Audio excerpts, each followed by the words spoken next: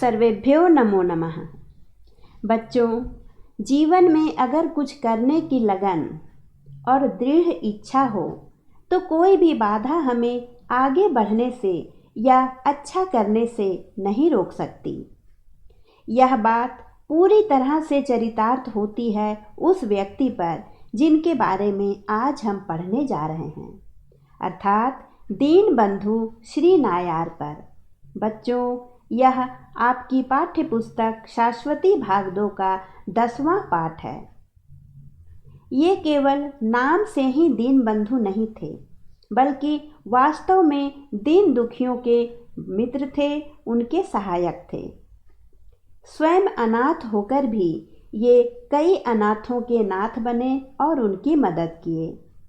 कैसे किए, चलिए देखते हैं इस पाठ में। प्रस्तुत पाठ उड़िया भाषा के प्रख्यात साहित्यकार श्री चंद्रशेखर दास वर्मा द्वारा विरचित पाषाणी कन्या कथा संग्रह के संस्कृत अनुवाद से संकलित है। बच्चों, पाषाणी कन्या उड़िया भाषा में लिखी गई एक कथा संग्रह है, जिसके रचनाकार हैं श्री चंद्रशेखर दास वर्मा। इसी को संस्कृत में अनुवाद किया है डॉक्टर नारायण दास ने, और इसी से इस पाठ को लिया गया है। कौन सा पाठ? दीनबंधु श्री नायारः।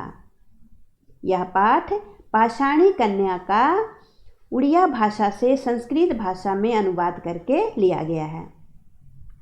इस कथा के नायक श्री नायार का पालन पोषण एक अनाथ आश्रम में हुआ है। श्री नायार ने अपनी कर्म दक्षता, दाक्षिण्य और सेवा मनोवृत्ति से समाज में आदर्श स्थापित किया है। वह प्रति मास अपने वेतन का आधे से अधिक भाग केरल में स्थापित अनाथ आश्रम को भेजते हैं। प्रस्तुत कथा में श्री नायार का लोक कल्याणकारी आदर्श चरित्र वर्णित है। तो चलिए इस पाठ में हम लोग इनके बारे में विस्तार से पढ़ते हैं। श्री नायारः केंद्र सर्वकारतः स्थानान्तरणेन आगत्य ओडिशा सर्वकारस्य अधीने प्रायः वर्षत्रयेभ्यः कार्यं करोति। श्री नायार केंद्र सरकार की सेवा से स्थानांतरण के द्वारा आकर उड़ीसा सरकार के अधीन 3 वर्षों तक कार्य करते हैं। कहने का तात्पर्य है कि पहले ये केंद्र सरकार की सेवा में थे और वहाँ से स्थानांतरण होने के बाद, यानी कि ट्रांसफ़र होने के बाद ये उड़ीसा आए और वहाँ पर उड़ीसा सरकार के अधीन 3 वर्ष तक कार्य करते हैं। तथापि अस्मिन् वर्षत्रयात्मके कालखण्डे एकवारमपि स्वराज्यं केरलं प्रति गमनाय इच्छां न प्रकटितवान्। फिर भी इन 3 वर्षों के कालखंड में, तथापि अस्मिन्, इन 3 वर्षों के कालखंड में यानी कि समय अंतराल में एक बार भी, एक वारमपि, अपने राज्य केरल जाने की इच्छा प्रकट नहीं किए। स स्वअल्पभाषी अतस्तस्य मनः कथा मनोव्यथा व बोधगम्या नास्ति। वे स्वल्पभाषी थे, यानी कि कम बोलने वाले। जो कम बोलते हैं उन्हें स्वल्पभाषी या मितभाषी भी कहा जाता है।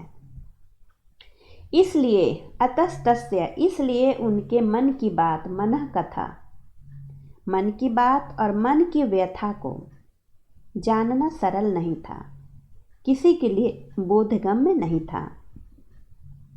संतुलितो वार्तालापः साक्षात् समये आगमनं ततः संचिकासु मनोनिवेशः कार्यं समाप्य स्वगृहं प्रत्यागमनञ्च तस्य वैशिष्ट्यम् आसीत्। संतुलितो वार्तालापः यानी कि बहुत ही नपे तुले शब्दों में बातचीत करना, संतुलित वार्तालाप करना यानी कि केवल काम की बातें करना।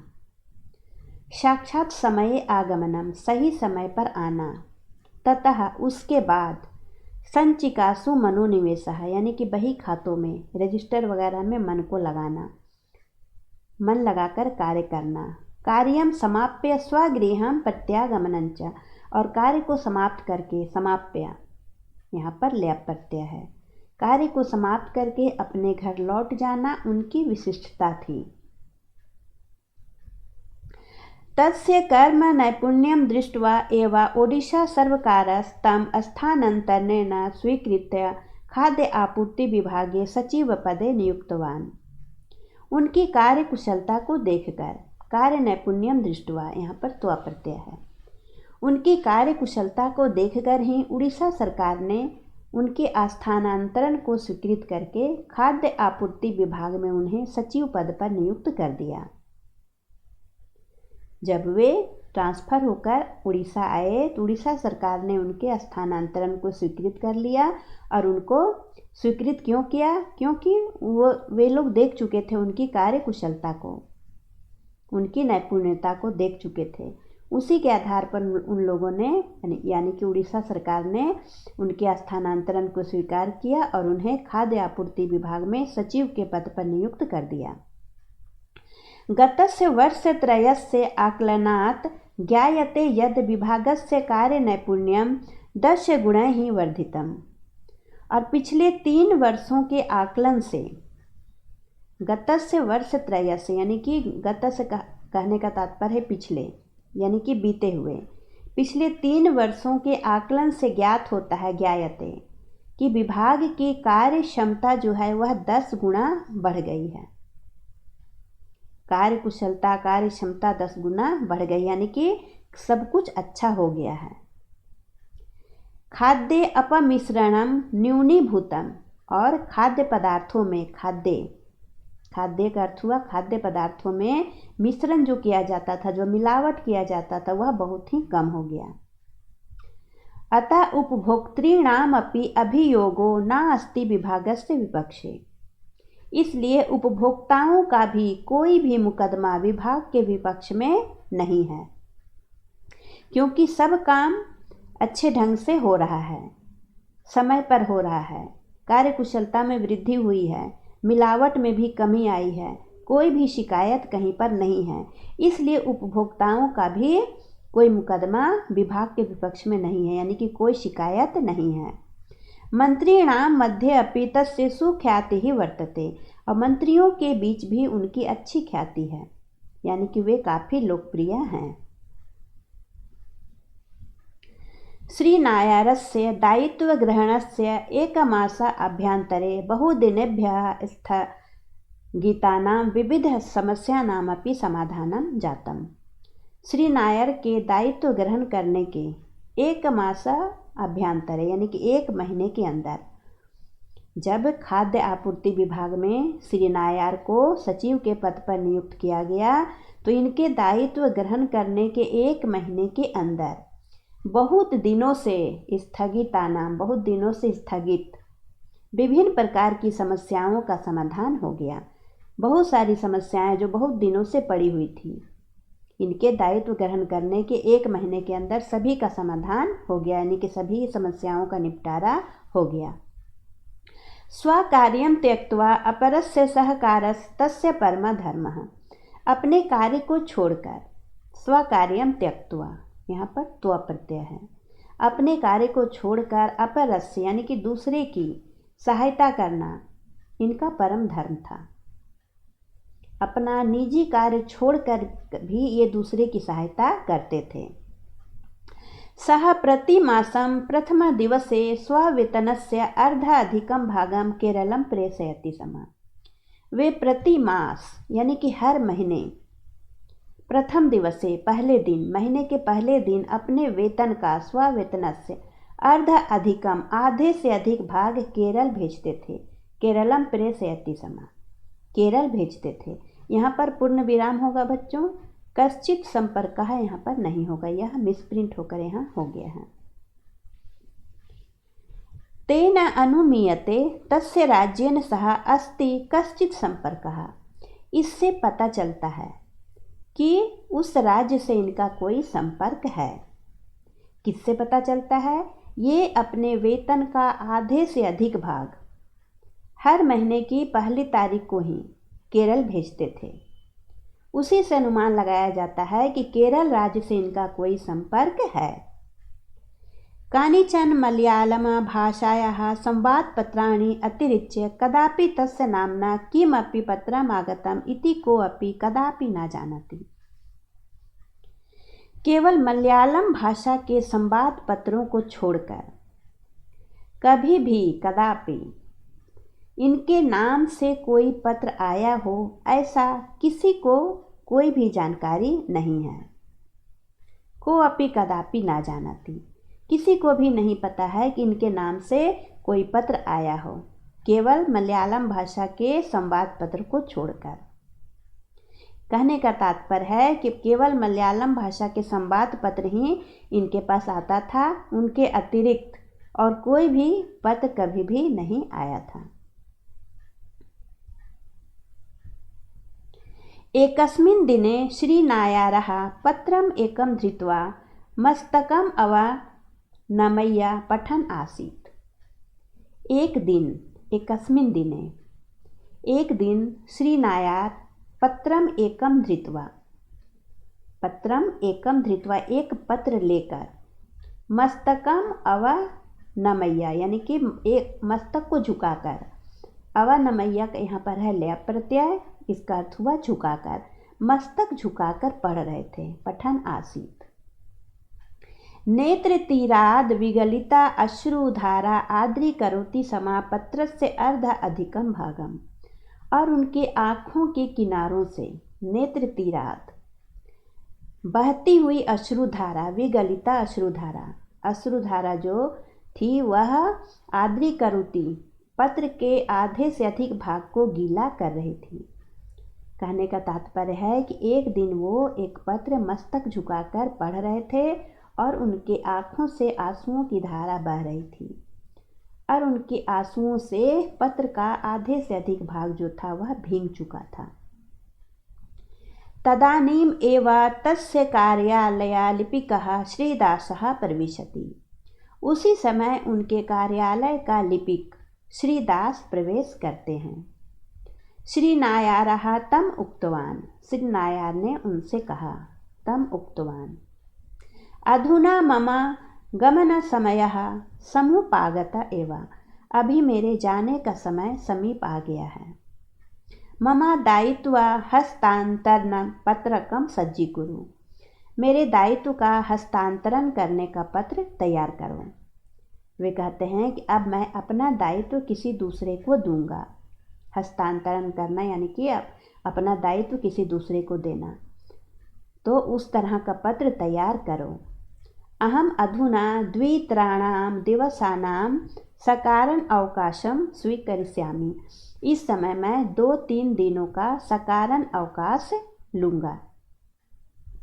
पुनः तदनु स्वीकरिष्यामि दीर्घ अवकाशम। उसके बाद मैं लंबी छुट्टी लूँगा। यदि कस्मैचित् अज्ञातेन मया रुक्षो व्यवहारः प्रदर्शितः स्यात् तदर्थं ते मह्यम् उदारचित्तेन क्षमां प्रदास्यन्ति इति सर्वेभ्यो निवेदयतु।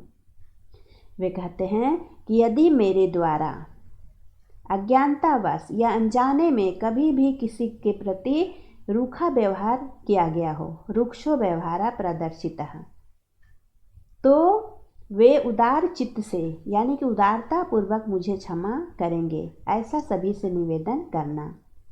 इस तरह से वे अपने क्लर्क श्रीदास से कहते हैं। अनंतरम सर्वे अश्रुला हृदय ही सौप्रस्थानिकीं ज्ञापितवन्तः। उसके बाद सभी लोग अश्रुपूर्ण हृदय से उनकी विदाई करते हैं। सौप्रस्थानिकीं का अर्थ होता है विदा करना, उन्हें विदा कर देते हैं। तस्य गमनस्य दिवसत्रयात् परं कार्यालये पत्रम् एकम् आगतम्। उनके जाने के 3 दिनों के बाद, दिवसत्रयात् परं, उनके जाने के 3 दिनों के बाद कार्यालय में एक पत्र आया।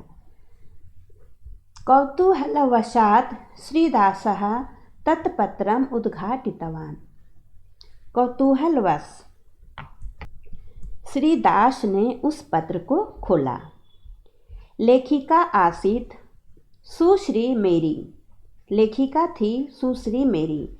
यस्याः पार्श्वे सः प्रतिमासम् अर्ध अधिकं धनं धनादेशेन प्रेषयति स्म, जिनके पास वे प्रति मास आधे से अधिक धन को मनी ऑर्डर के द्वारा भेजते थे।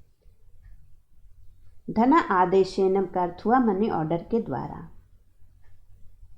पत्रे एवं लिखितम आसीत, पत्र में इस प्रकार लिखा हुआ था।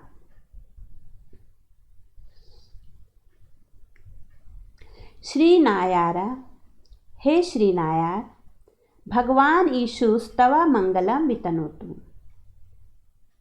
हे नायार, भगवान ईशु तुम्हारा मंगल करे।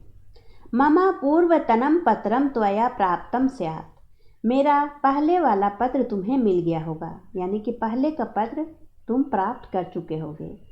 तव समीपे इदम मम शेष पत्रम, तुम्हारे पास यह मेरा अंतिम पत्र है। यतो हि मम जीवन प्रदीपो निर्वापितो भवितुम इच्छति, क्योंकि मेरा जीवन का जो दीप है वह बुझना चाह रहा है, यानी कि बुझने वाला है। कहने का तात्पर्य है कि मैं मृत्यु की शैया पर पड़ी हूँ, मेरी मृत्यु अब होने वाली है। प्रायस्तव आगमन समये अहम न स्थास्यामि, शायद तुम्हारे आने तक मैं ना रहूं।